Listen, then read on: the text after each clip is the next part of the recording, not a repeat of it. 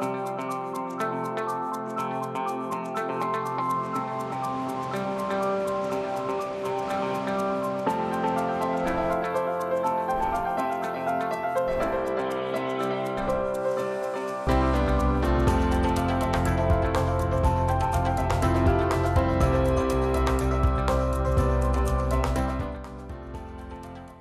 afternoon. Thanks for joining us across the fence. I'm Fran Stoddard. It's said history is written by the victors. While this line certainly contains a kernel of truth, historians agree there's much more happening in the margins of history than who won what battle and who lost. The stories of what life was like for women during the Civil War is a topic author Howard Coffin investigated in his most recent book, Something Abides, Discovering the Civil War in Today's Vermont.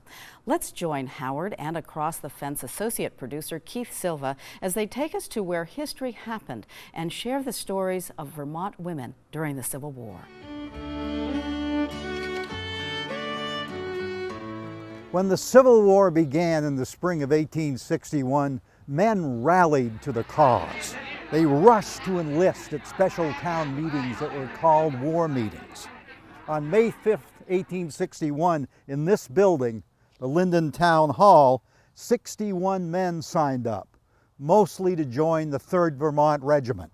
The Caledonian Record, a local newspaper, reported that on June 14, 1861, quote, "The ladies of this village met at the town hall in large numbers. It was an unusual sight, that of 35 ladies and 11 sewing machines in that large hall, making shirts, gowns, pillowcases, etc.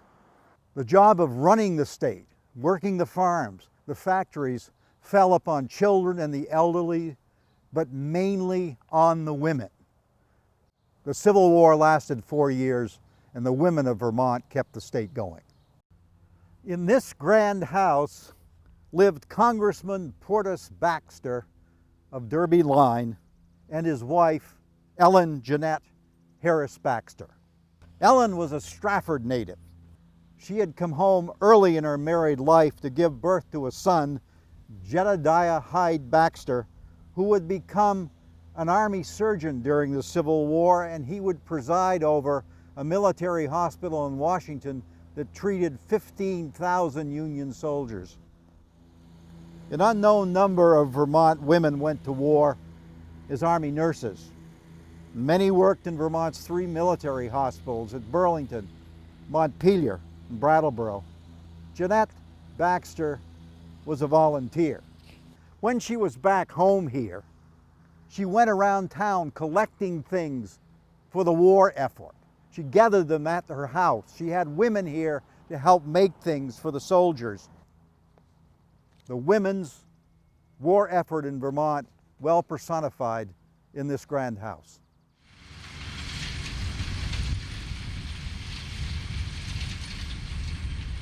The Bedell family, Henry, his wife Emmeline, 2 children, and a nephew, lived on this farm just up the hill from the village of Westfield. In 1862, Henry enlisted in the 11th Vermont Regiment, leaving Emmeline here to run the farm. He served until wounded in 1864 in a skirmish near Berryville, Virginia, in the Shenandoah Valley. He had to have a leg amputated and was too weak to go with the Army when it moved on. His comrades placed him in the home of a Virginia woman, Betty Van Meter, and she nursed him back to health. Finally, when he was able to travel, Betty put him in a wagon, covered him with blankets, and drove the 30 miles to the Union outpost at Harper's Ferry. Betty became a Union hero, and she and Henry went to Washington and met with Secretary of War Edwin Stanton. He gave them a pass allowing them to go to a Union prisoner of war camp and free Betty's husband, James, a Confederate soldier. When the Van Meters returned to Virginia, word of what she had done had got around and the family was ostracized. Perhaps because of that, Betty Van Meter came north to Vermont many times in subsequent years and certainly after the Bedells moved to Newport. She was a hero in Newport, and finally, after many years, the Vermont legislature honored her by passing a special resolution in her name.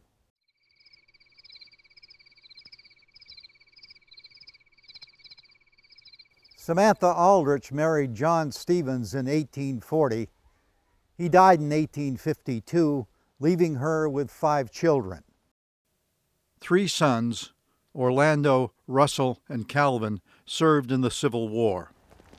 Orlando died at the Battle of Lee's Mills, and Russell died fighting at Fort Stevens, just outside Washington, D.C. Calvin served 3 years and came home an invalid. When I think about Vermont women and the Civil War, I often think of Samantha Stevens. She built this house during the Civil War, and night after night she walked the 2 miles down that road to Island Pond Village to join with other women in making things for the soldiers. The local post of the GAR, the Erastus Buck Post, met on the top floor of what is now the Island Pond Municipal Building. Samantha Stevens was often an honored guest at their festivities, a rare honor for Vermont women. In this Island Pond Cemetery along Pleasant Street, which Samantha Stevens walked night after night, is the Stevens Family Memorial. Samantha and her husband John are buried side by side.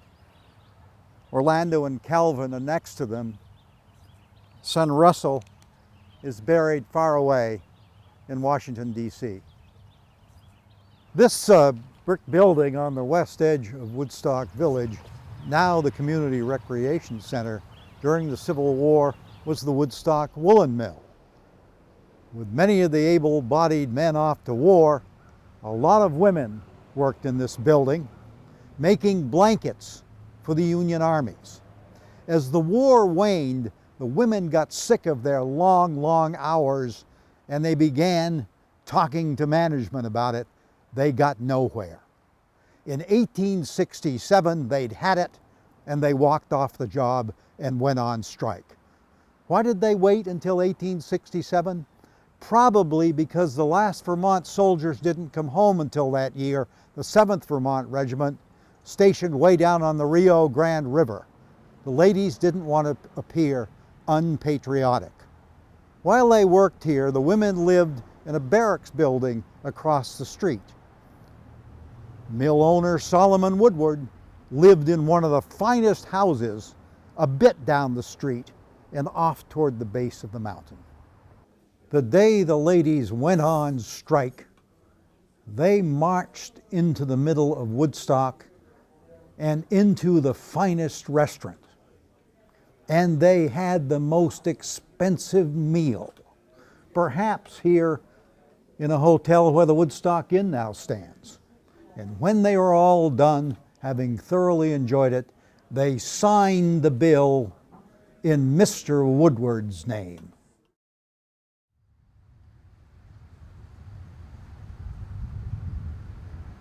Of all the Vermont women who lived during the Civil War, probably the best known was Clara Howard Nichols, who lived in this big old house that faces the village green in Townsend, Vermont, down in Windham County.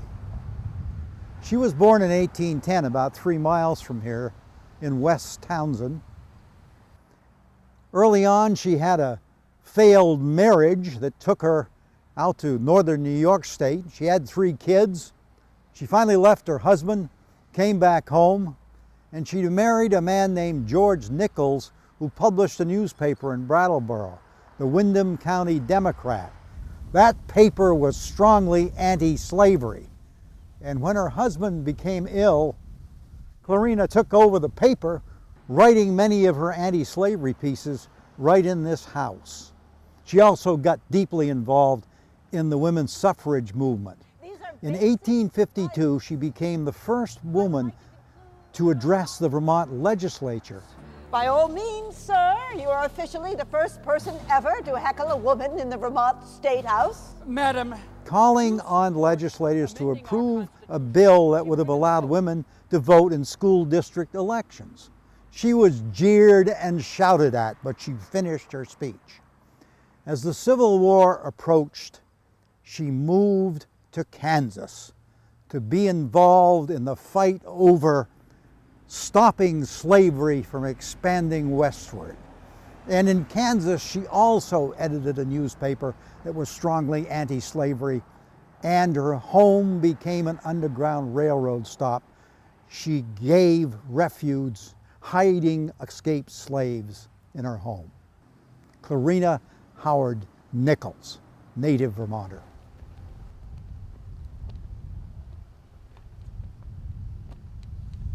On August 12, 1912, the town of Coventry dedicated its Civil War monument, one of Vermont's finest, with likenesses of Abraham Lincoln, Ulysses Grant, Admiral George Dewey, and George Garrison Stannard.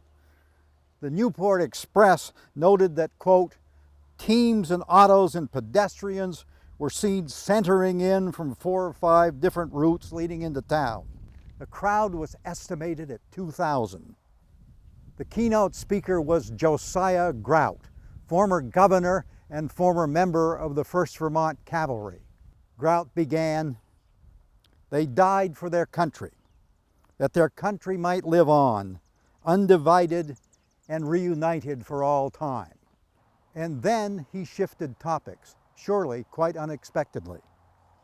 I wish here to express the hope that sometime, somewhere in the most prominent place for national observation, in honor of and to the memory of the women of the Civil War who at home, in the hospital, and in the field did so much in so many ways to encourage him who bore the brunt of the battle and to soften the severity of his privations and to relieve the anguish and suffering of his hardships.